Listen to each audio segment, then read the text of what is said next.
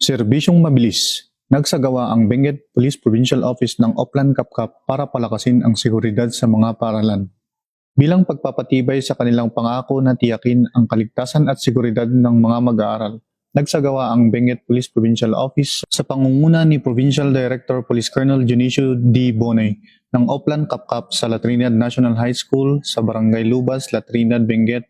Sinagawa ang aktibidad sa malapit na pakikipag-ugnayan sa punong guro ng paaralan na si Alfonso C. Doriano at kay Barangay Captain Honorable Milagros T. Familian ng Barangay Lubas. Nakiisa rin sa programa ang mga tauhan ng La Trinidad Municipal Police Station, ang Barangay Local Government Unit, mga Advocacy Support Group, Barangay Peacekeeping Action Team, at mga guro ng La Trinidad National High School.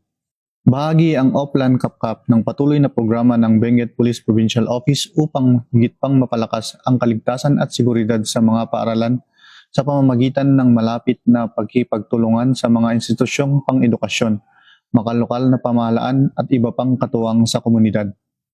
Layunin ng inisyatibong ito na matiyak ang isang ligtas at maayos na kapaligiran para sa mga mag-aaral, guro at iba pang kawani ng paaralan, habang pinipigilan ang anumang hindi kanais-nais na insidente sa loob at paligid ng mga paaralan.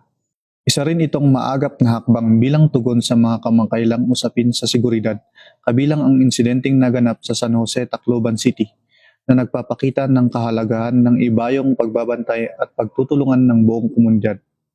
Nananatiling matatag ang Benguet Police Provincial Office sa kanilang layunin na pangalagaan ang mga institusyon pang-edukasyon sa pamamagitan ng pagpapatibay ng ugnayan sa mga paaralan at lokal na pamayanan upang matiyak na ang bawat mag-aaral ay makapag-aral sa isang ligtas, mapayapa at panatag na kapaligiran.